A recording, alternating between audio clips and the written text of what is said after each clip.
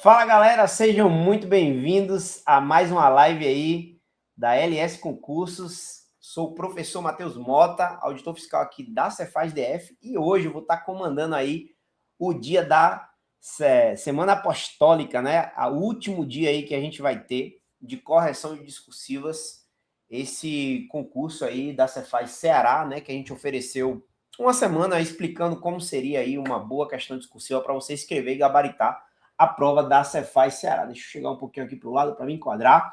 Mas queria saber de vocês aí, se vocês estão conseguindo me ouvir. Então, se puderem aí, dar uma boa noite no chat, falar, Matheus, está tudo ok, que aí eu começo já a live mostrando aí a questão que a gente colocou lá no nosso site, né, de forma gratuita, que era bem fácil de você se inscrever. Vou tentar aqui botar o QR Code na tela, né, com essa questão, mas queria só esse ok aí de vocês. Ó, Renata aí já mandou o ok e agora a gente pode começar. Galera, é o seguinte, o professor Humberto já fez a correção aí da primeira questão, que foi direito tributário, se eu não me engano. Teve o professor Lucas, que teve mais uma questão, e aí a gente vai encerrar hoje, né, foi de reforma dele, e hoje a minha questão vai ser sobre legislação tributária, tá? Não é legislação tributária propriamente dita do Ceará, mas é uma questão plenamente possível de cair para o Ceará, e te digo que ela é uma questão genérica, né? Serviria para qualquer estado, tá? Porque ela envolve muita jurisprudência e é o tipo de questão que a FCC gosta de cobrar. Então a gente já está fazendo as questões voltadas para o concurso que você vai fazer. E aí hoje a gente encerra essa trilogia, né, de questões que você teve aí de forma gratuita para resolver.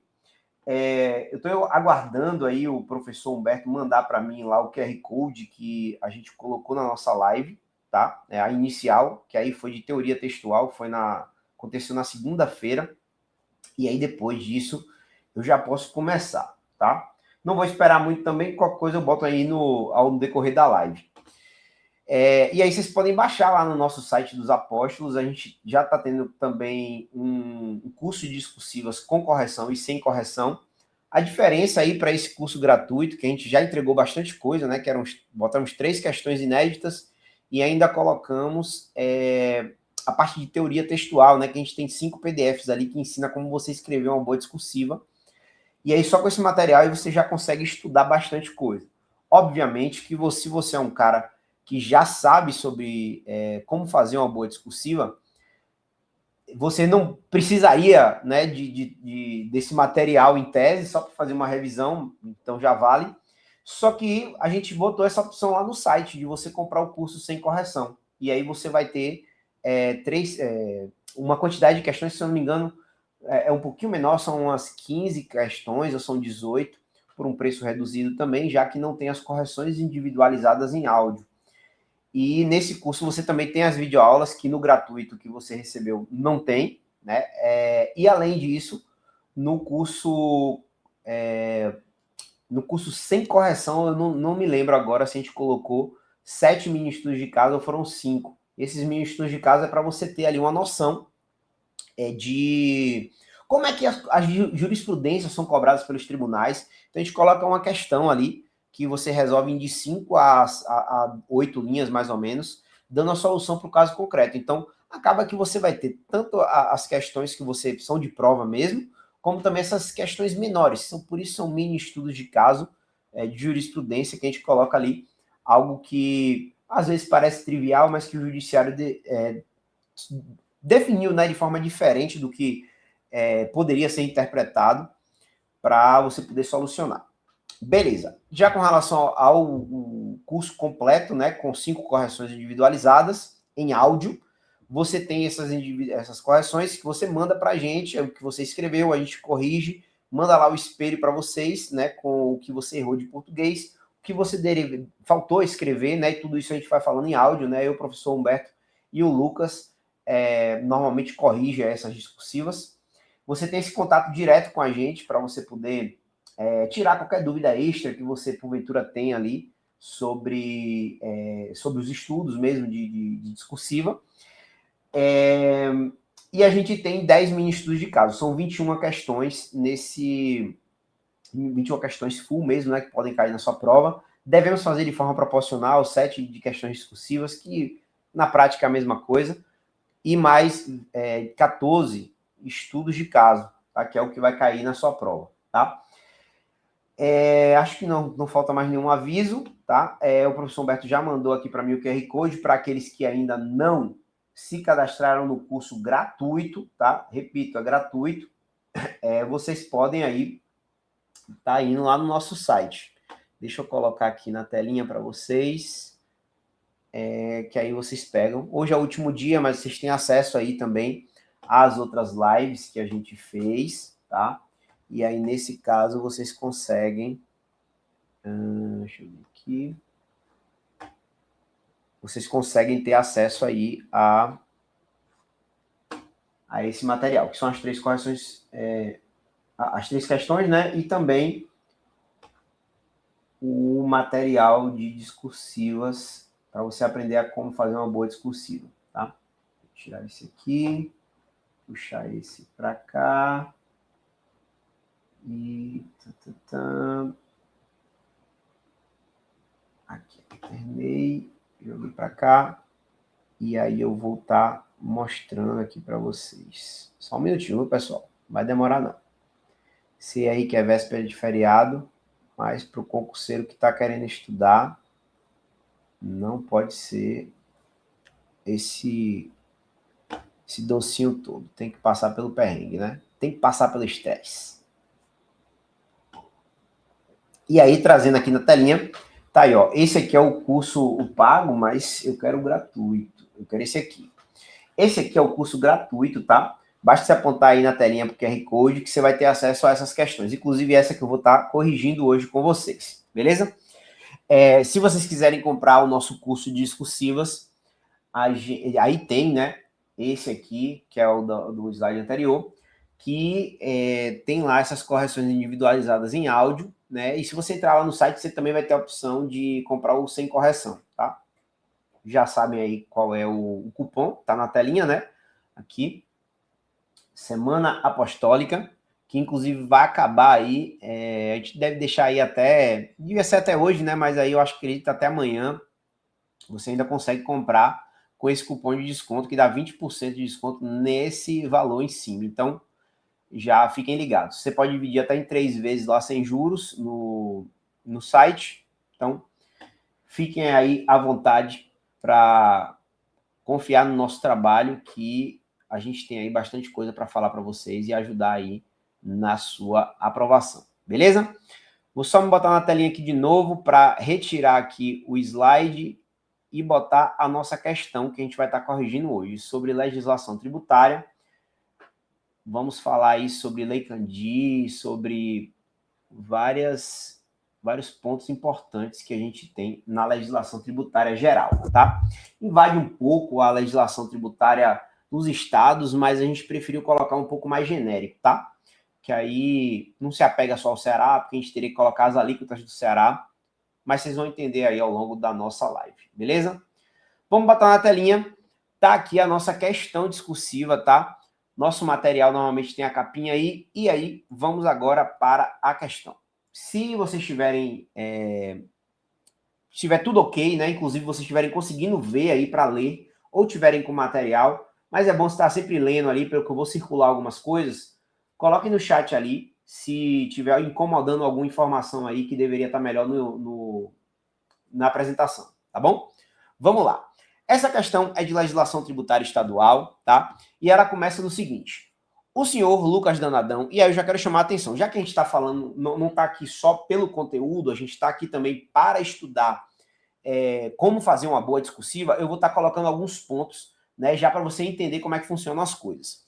Toda vez que ele colocar aqui um texto narrativo, né, contando um estudo de caso, né, de um personagem, né, alguma coisa que ele está fazendo, é um estudo de caso. Então, é o que vai cair na sua prova. Alguma situação hipotética está acontecendo ali, alguém está fazendo alguma besteira, ou então alguém está fazendo alguma coisa certa, e você vai ter que atestar isso, ou então recomendar o que tem que ser feito para consertar. Eu utilizei a palavra recomendar, mas essa recomendação é basicamente você respondendo as perguntas que vão estar ali na quesitação, tá bom? E aí começa aqui com o Lucas Danadão, o que já leva aqui a crer que é uma coisa do tipo estudo de caso, tá? Então a gente tem aqui um estudo de caso porque já começa com um personagem. E aí o Lucas Donadão, ele é o proprietário de uma empresa de confecção localizada em Apostolândia, no estado XX do Brasil. Colocou XX do Brasil, porque se eu colocasse no estado do Ceará, no Ceará, vocês iam questionar a questão por conta da alíquota que a gente colocou aqui, que é uma alíquota fictícia, e eu tive que amarrar com o Brasil, porque eu preciso dizer que é um estado brasileiro, porque exigem decisões ali do STF, a legislação que vai reger o local é a do Brasil, então a gente tem que colocar e amarrar a questão aqui para vocês também entenderem que tinha que levar isso em consideração. E aí, em fevereiro de 2023, isso também é uma informação importante, que eu vou falar na frente por quê.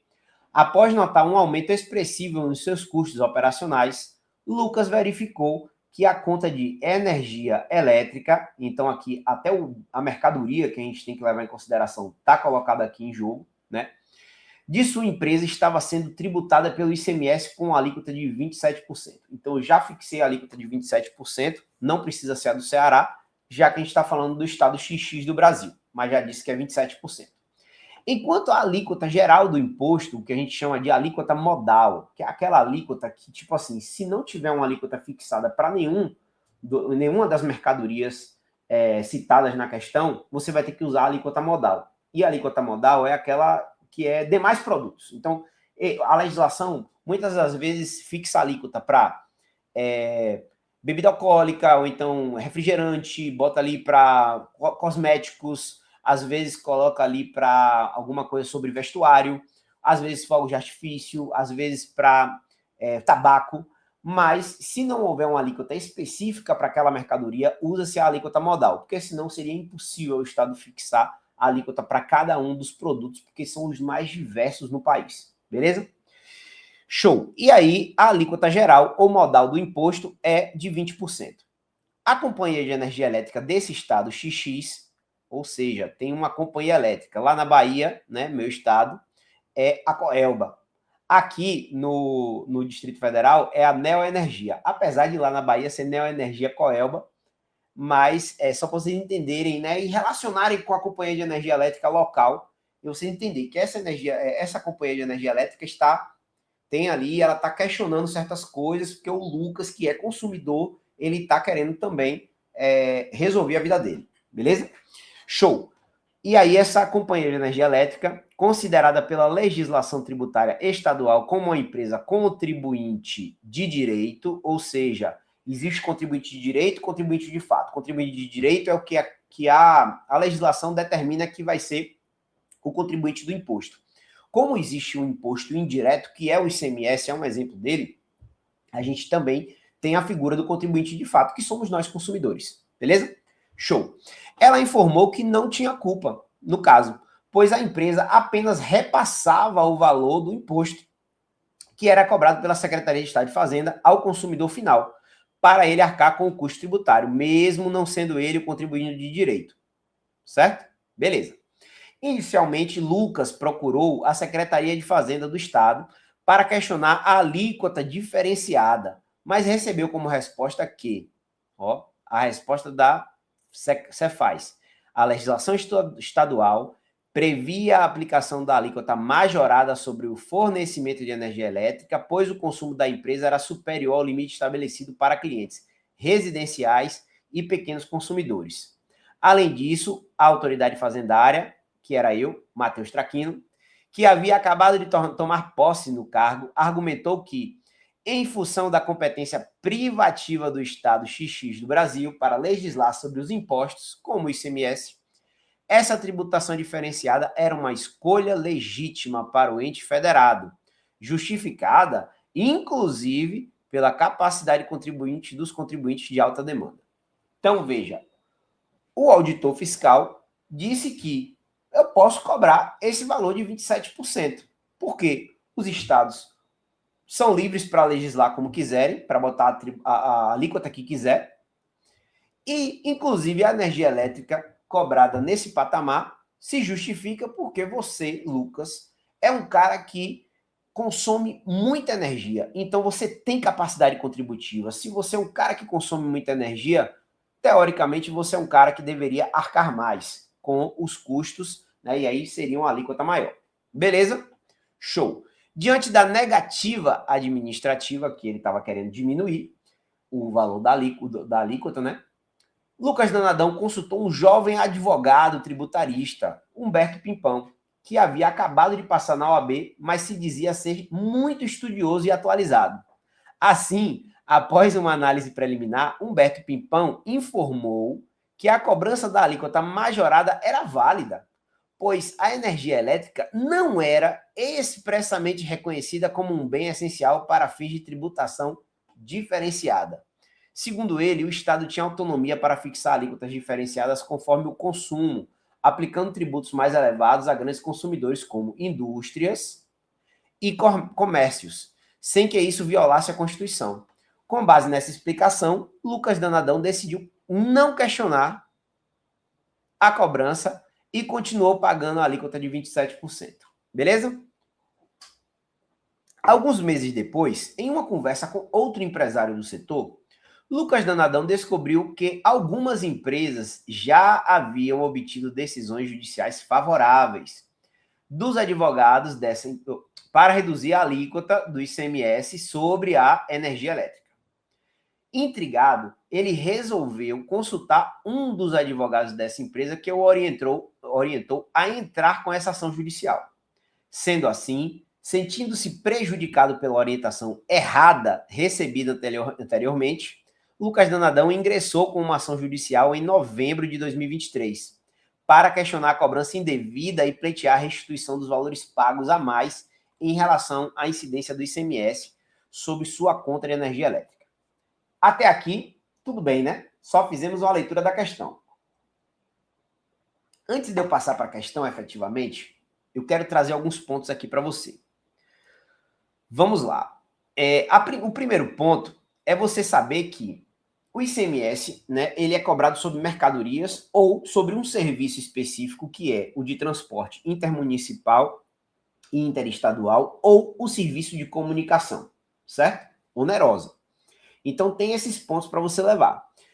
A energia elétrica, nesse caso, é considerada uma mercadoria, certo? Então, tem que ter esse gingado e saber que, tipo, eu mesmo estou aqui dentro, já internalizei que isso é verdade, né? Porque está previsto dentro da legislação que você tem que cobrar o imposto sobre esse tipo de mercadoria. Só poderia ser isso, porque não pode ser um serviço, já que você tem geração, distribuição, transformação de energia para você mandar para todo mundo, tá? Então não pode ser só uma prestação de serviço, você gera, então você cria ali uma mercadoria mesmo que você vai passar para outras pessoas. E se isso não for o bastante, na legislação do ISS não tem a previsão de que a energia elétrica é um serviço. Não tem essa prestação de serviço de energia elétrica. Beleza até aqui? Show. Então, se não está lá, considera-se aqui a mercadoria e aí, fim de papo para essa parte, considera-se a mercadoria e vamos nessa. Se é uma mercadoria, a gente olha para a legislação estadual. Na legislação estadual, você vai ter que ter a base de cálculo, a alíquota, né, e todo aquele regramento da energia elétrica e de qualquer hipótese, né, de incidência tributária para qualquer mercadoria. Olhando ali especificamente para a alíquota, foi dito na questão que foi de 27%, já que ele tem uma alíquota específica para esse tipo de mercadoria. Já com relação à alíquota modal do Estado, colocou-se 20%. Além disso, passando-se agora para a injustiça que o Lucas aventou a possibilidade, ele consultou um advogado. Esse advogado disse que o Estado pode legislar de forma livre e pode mesmo, então ele pode botar a alíquota que ele quiser, e ainda reforçou o fato de dizer, a gente tem aqui o princípio da capacidade contributiva. Industrial e comercial não pode pagar na mesma tributação, no mesmo peso que um cara que é residencial. Que faz sentido também. Então as coisas fazem sentido, só que existem outros princípios na balança que têm que ser considerados, que aí vem o pulo do lado da questão. Mas beleza, estamos fazendo a leitura de tudo.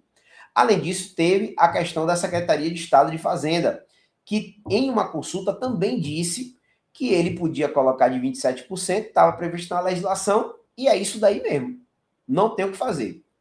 Lucas depois descobriu que algumas pessoas entraram no judiciário, então saiu da esfera administrativa e conseguiram ganhar esse pleito lá, tá? E o judiciário você pode recorrer sempre que você quiser, tá? E aí, quando ele fez essa entrada no judiciário, aí, meu amigo, não importa o que está escrito na legislação ou o que o Humberto, advogado, pensa. O que importa é o que o juiz vai decidir. E aí ele tem também alguns balizadores, como decisões judiciais dos tribunais superiores, para ele tomar as decisões dele. Beleza até aqui? Show! Sabendo disso, Lucas pegou e fez o quê? Entrou na justiça. Beleza? Vamos ver agora a questão. Com base na Constituição Federal, no Código Tributário Nacional e na Lei Candir, e na jurisprudência dos tribunais superiores, responda os quesitos abaixo justificando sua resposta. Primeira coisa que eu quero chamar a atenção aqui para você é o seguinte: já foi dito aqui que existem 3 normativos que você tem que se basear, e você tem que se basear ainda na jurisprudência. Quando o examinador já coloca isso, já fica com aquela pulguinha atrás da orelha, porque vai estar a resposta dentro desses normativos, e eu sei que você já estudou eles. Quando você estiver indo fazer uma prova de Cefaz, você certamente já leu muitas vezes a parte do CTN e também da Lei Candir. E a Constituição Federal, quando ele coloca, muitas das vezes vai estar atrelada ao quê? Ao Sistema Tributário Nacional que está lá, ou algum artigo ali que envolva tributo, né? Por exemplo, no artigo 5º sobre taxas, ou então alguma coisa ali sobre competência concorrente para legislar sobre direito tributário. Então, existem alguns normativos espalhados na Constituição, mas talvez o principal deles ali seja o do Sistema Tributário Nacional. Beleza. E aí a gente vem aqui para as 3 perguntas, tá? Na primeira, já foi ali, ó, batata, dizendo que é para você falar de acordo com a Lei Candir e a Constituição Federal. Você explicar como ocorre a incidência do ICMS nas operações de energia elétrica no Brasil. Ó, isso daqui é um subtópico, tá? Então a gente tem a questão 1, só que aqui, ó, a gente está falando de um tipo, uma pergunta, e aí depois ele ainda mata, ó, cite quais impostos podem incidir sobre operações de energia elétrica. Quando você estiver fazendo a sua discursiva, eu aconselho você a fazer isso que eu estou fazendo aqui. Por quê? Porque muitas das vezes você vai responder o quesito 1, e aí vai falar, né, explicar a incidência do ICMS, só quando você terminou de escrever, você está longe da pergunta. Você esquece que você tinha que citar ainda quais impostos incidem. E aí você falou, não, cabe a questão 1. E aí você perde o segundo ponto. Isso acontece demais, porque você está concentrado em responder. Só que depois que você responde, na sua cabeça você terminou a questão 1. Mas na verdade você terminou a questão 1 pela metade. E aí você vai esquecer da segunda parte. Já estou lhe adiantando isso, tá? E aí faça essa forma aqui de resposta que vai ser melhor. Vamos lá. No item 2, em relação ao caso hipotético, a informação da Secretaria de Fazenda e a orientação inicial do primeiro advogado estavam corretas? Ó, mais uma vez aqui, ó, item 1. E aqui, ó, item 2. E aí vamos para a terceira pergunta, que aqui, ó, o senhor Lucas Danadão, mesmo não sendo contribuinte de direito, tem direito à restituição dos valores pagos a mais? Esse daqui já é um quesito. Então, pessoal, na prática, eu tenho que responder 5 perguntas. Vamos nessa? Show. Indo aqui para baixo, a gente vem para a primeira pergunta, que aí como é que você vai responder? Normalmente eu começo com um artigo ou já começo logo com a resposta direta. Isso é muito bom para o examinador pegar e perceber que você está indo direto na ferida. Tá? Isso é importante porque não se cobra introdução nem conclusão. Então, o enrolation que você fizer ali em cima, basicamente você vai só escrever e consumir linhas que você poderia estar escrevendo coisas mais interessantes do que algo que tipo uma introdução que não vai te dar pontuação nenhuma e nem vai retirar. Só vai consumir espaço. Então, eu aconselho você só botar a introdução ou então a conclusão quando você está... É uma pergunta muito simples e você está precisando fazer o quê? Expandir ela. Porque aí vale a pena, porque senão você pode incorrer no erro de não escrever os mínimos, tá? Então, pode ser que aconteça esse tipo de situação e aí é interessante que você coloque mais linhas para você conseguir atingir o mínimo, beleza? E aí vamos lá para a pergunta, né, ou para a resposta. É importante destacar que, inicialmente, que para fins de incidência do ICMS, a energia elétrica é considerada uma mercadoria. Lembra que a gente estava conversando sobre isso ali em cima? Pronto, era isso aqui. Quando você dá uma afirmação dessa e faz isso como um período, Período é toda vez que você começa a escrever e coloca um ponto final. Aquilo ali podem ter 2, 3 orações, e aí você bota um ponto final, você fechou ali um período. Depois que você for iniciar o segundo período, coloque um conectivo. Não tem como você colocar um conectivo no início do primeiro parágrafo. Por quê? Porque ele é o primeiro, ele vai ser inicial. Então, não tem o que você conectar antes. Então, aí, a partir do segundo período, você pode colocar, por exemplo, nesse sentido, nesse contexto, sendo assim, dessa forma, por outro lado, nesse contexto, pode colocar também isso porque, se for uma justificativa, então você vai escolher ali já conectivos pré-determinados por você, que você pode repetir, que já vão dar essa ideia de conexão do seu texto e você não vai precisar se preocupar com isso. Inclusive, você já vai ter o quê? A primeira palavra ali que você vai colocar no seu texto. Então, vem, nesse sentido, tá aqui, ó, a gente coloca em azul normalmente no nosso texto. A CF 88 determina que o ICMS não incidirá sobre operações interestaduais de saída de energia elétrica. Deixa eu não deixar poluído aqui, ó. Saída de energia elétrica. Então, não se cobra sobre saída de energia, mas se cobra no destino, certo? Isso é uma peculiaridade da energia elétrica. Então, vamos ver aqui. Por outro lado, de acordo com a Lei Candir, que aí é o argumento de autoridade, isso é muito importante você colocar, porque isso não está saindo da sua cabeça, tá? Então, você coloca o argumento de autoridade. O ICMS incide sobre a entrada no território do estado destinatário de energia elétrica, quando ela não é destinada à comercialização ou à industrialização, cabendo imposto ao estado onde estiver localizado o adquirente. Beleza? Então, algumas informações. Não é para comercialização, não é para industrialização, ou seja, tem que ser para consumo. E outro ponto, não pode ser interestadual a cobrança. Vai ser só no estado de destino. Então, fica ligado com isso daí. Porque se fosse uma mercadoria comum, né, se a gente fosse um consumidor final, você comprar um tênis da Nike lá do estado de São Paulo para cá, para o Distrito Federal ou para o Ceará, o que ia acontecer? Vai ter que ter uma alíquota interestadual que fica para o estado produtor e o DIFAL para o estado de destino. Não é assim que funciona? E se a gente está falando de São Paulo para o Ceará, já para a gente fazer a embolação lá, 7%. Se fosse da Bahia para o Ceará, aí ficaria 12% de alíquota interestadual. Não é isso? Beleza. Nesse caso aqui, o valor todo fica para o estado de destino. Qual vai ser a alíquota? A alíquota do estado de destino. Que nesse caso do nosso exemplo é quanto? 27%. 27% para o estado XX do Brasil. Beleza? Show. Sendo assim, no caso da energia elétrica, existe, portanto, uma imunidade na saída interestadual. Por quê? Porque está previsto na Constituição Federal. E quando houver uma operação interestadual em que a energia elétrica será consumida, haverá incidência do ICMS para o estado do adquirente da energia. Então, só fiz uma reexplicação do que eu fiz, do que eu falei. Ou seja, a tributação do ICMS sobre a energia elétrica fica 100% para o estado de destino, onde haverá o consumo, não ficando nada para a origem. Beleza até aqui? Show! E eu não estou mostrando na telinha e vocês não estão falando nada, né? Deixa eu botar aqui.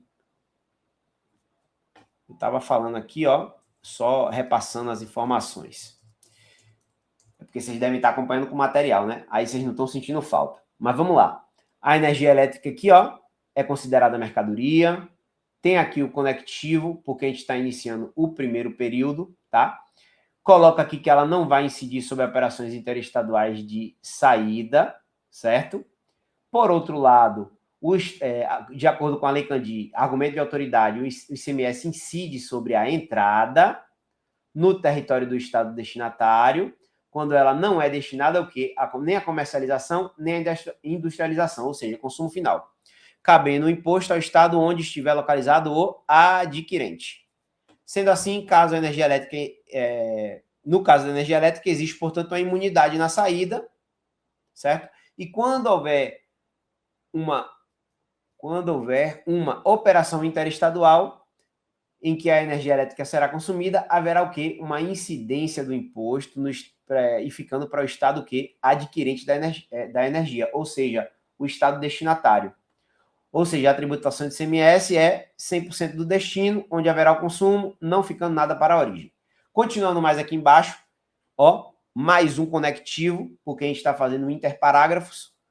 No Brasil, conforme a interpretação do texto constitucional, a energia elétrica é bem essencial e de interesse nacional, cuja exploração e regulamentação são de competência o quê? Da União. Dessa forma, em função da proteção ao Pacto Federativo, como apenas alguns estados que são privilegiados geograficamente conseguem produzir energia, ou seja, o estado produtor, seria muito injusto que somente estados produtores de energia ficassem com toda a carga tributária dessa operação, sem repartir com os demais que não são privilegiados com a mesma capacidade de produção. Então, a energia elétrica ela já tinha essa peculiaridade de destinar toda a tributação que foi feita para o estado destinatário, tá? É algo que antigamente, né, ficava com os estados produtores de mercadorias em geral, e aí depois teve uma mudança com relação a essa questão de alíquota interestadual, que foi mitigada, né, ao longo dos anos ali, se eu não me engano, de 2018, que aí tinha aquele 80-20, né, 60-40, 40-60 e 20-80, e depois passou a ser 100% interestadual e o DIFAL, né, para o estado destinatário. Então, ainda existe essa ideia, né, de que o estado produtor ele acaba ficando ainda com percentual. Isso ocorre porque os estados produtores eles achavam também, tipo, farinha pouca, meu pirão primeiro, né? Se antes os estados produtores ficavam com o dinheiro, depois eles tiveram que repartir, fizemos uma transição nessa repartição, chegou-se a um entendimento, só que aí agora veio a reforma tributária e passou tudo para onde? Para o destino.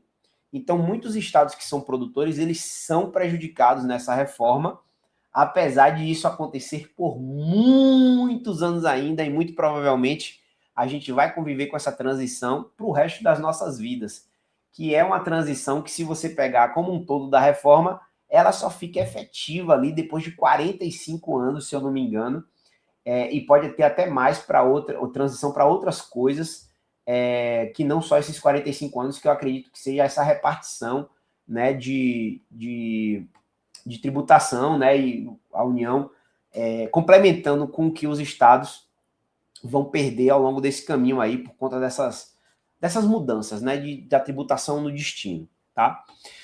Ademais, vale ressaltar que, com a promulgação da emenda constitucional, atualmente, olha aí, o segundo quesito tá aqui, ó, galera. Aí me diga uma coisa, vocês, depois de terem respondido esse todo aqui, vocês lembravam que tinha que colocar aqui também essa parte dos impostos que podem ser cobrados ali para a energia elétrica? Jamais, meu amigo. Tu já ia pular para 2. Então, quem é que pode incidir? O ICMS, o IBS, não pode esquecer dele, e essa era a pegadinha da prova. Os impostos federais sobre o comércio exterior, que é o quê? O II e o IE. Beleza? Só esses os impostos que podem ser cobrados na energia elétrica. Vamos mais para baixo agora, a gente coloca aqui, né? Não sei se vocês já sabem, o embasamento da resposta, tanto da Constituição como da Lei Candir, para vocês saberem aqui onde é que você encontrava a resposta para a nossa pergunta, tá? Tá tudo aqui. Basta dar uma lida aí que já é um reforço para o seu estudo. Já com relação ao tópico 2 agora, em relação ao caso hipotético, a informação da secretaria ali procede, né? O do advogado também procede, estavam ambas corretas. Vamos ver qual é a resposta? Vamos lá. Deixa eu ver aqui se eu consigo dar uma aproximada aqui. Ninguém está falando que não está conseguindo ver, mas estou com esse sentimento. Vamos lá. Em relação ao caso hipotético, já é mais uma chamada, né? Um conectivo, tá? Tanto a informação fornecida pela Secretaria de Fazenda quanto a orientação inicial do primeiro advogado estavam incorretas. Então, eu já me posiciono logo, dou logo a resposta. A pergunta era qual? A Secretaria de Fazenda e o advogado estavam corretos? Vamos lá. Qual é a resposta? Em relação ao caso hipotético, nenhum dos dois estavam corretos. Pronto. E você já deu a resposta. Você já ganhou metade do passo. Agora você vai me explicar por que eles não estavam corretos. Beleza? Porque tudo que você falar, você tem que... Grava essa tríade aí. você tem que me dizer, se posicionar, sim ou não. Você tem que me dizer o motivo e você tem que me dizer de onde foi que você tirou essa argumentação, seja da jurisprudência, seja de uma lei, seja de uma doutrina. Ou seja, o argumento de autoridade. Então, essa tríade ali é super importante. Posicionamento, você vai dizer a justificativa, tá? E qual foi o normativo que você utilizou, que é o argumento de autoridade, tá bom? Beleza. Nesse caso, né, ó, novamente, se eu estou falando nesse caso, é porque existe um caso. Então, eu estou conectando o texto, conversando o texto com as perguntas e respostas do que foi colocado. A justificativa da Secretaria de Fazenda de diferenciar a alíquota do ICMS pela faixa de consumo contraria a jurisprudência do STF, que determina que, em função do princípio da seletividade, o Estado não pode estabelecer alíquotas sobre as operações de energia elétrica mais elevadas que a alíquota das operações em geral. O que ele está querendo dizer aqui? Que se você tem uma alíquota modal que você aplica para todas as suas mercadorias de 20%, você não pode fixar a alíquota de energia elétrica. Ó, aí. Vou botar o sinal assim, ó. Não pode maior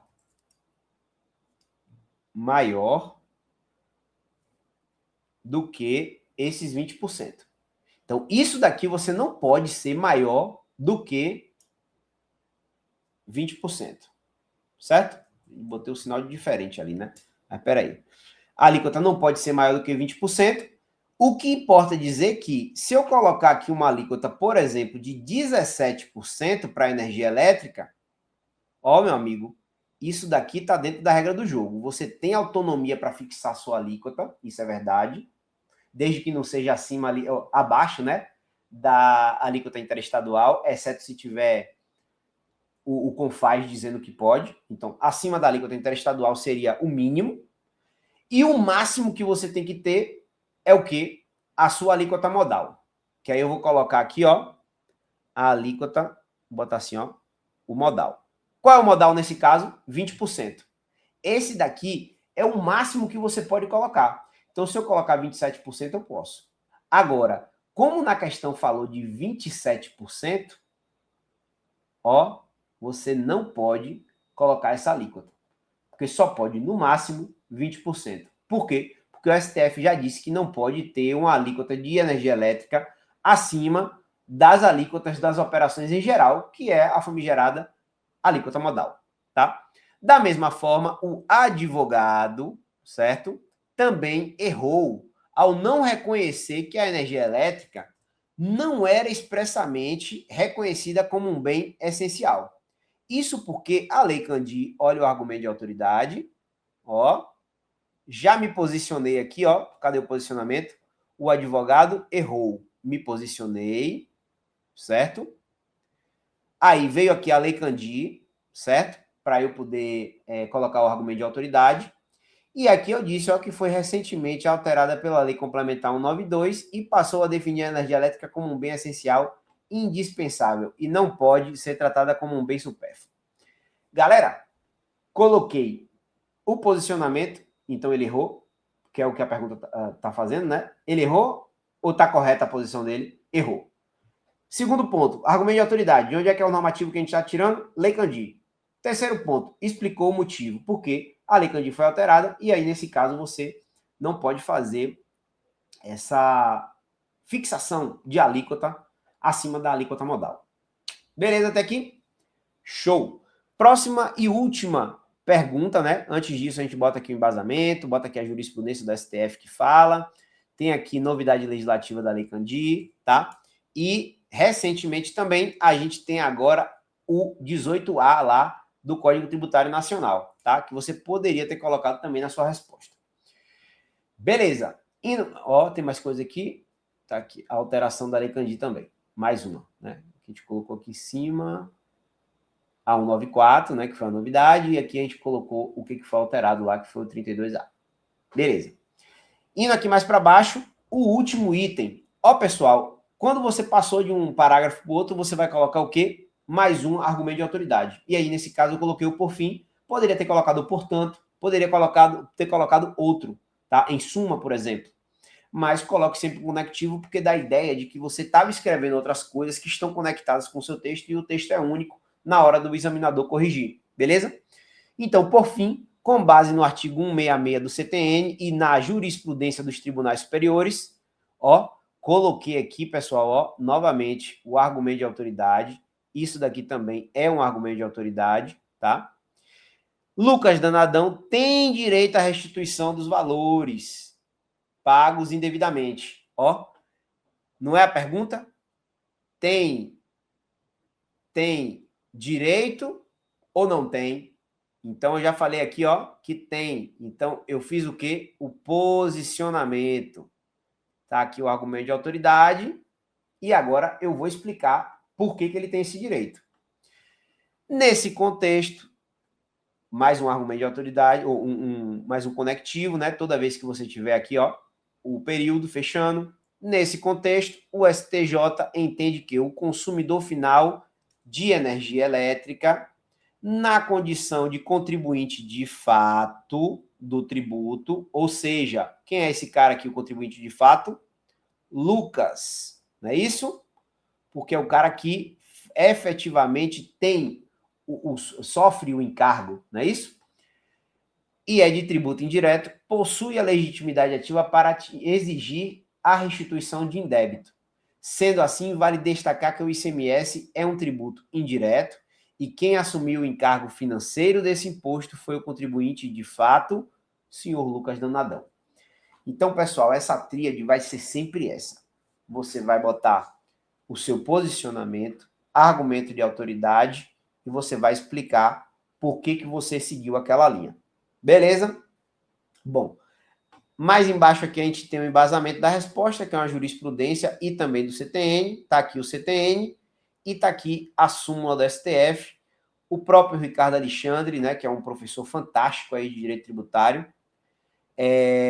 E aí tem aqui a parte do julgado ali do STJ que fala sobre essa questão do contribuinte de fato e de direito que pode pleitear essa restituição. Além disso, a gente coloca até uns links aqui, né? Que se vocês quiserem clicar para dar uma olhadinha ali no julgado, é interessante também. Se tiverem com tempo, vale a pena para aprender mais sobre o assunto.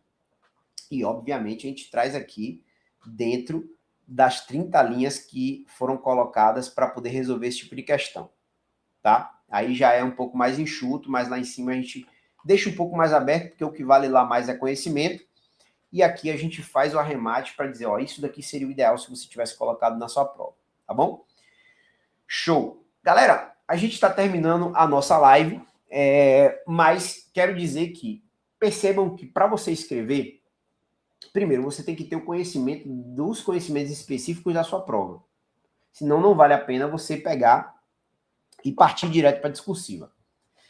Mas, por outro lado, eu quero também mostrar uma coisa que é muito bacana. Te ensinar a escrever, eu acho fácil.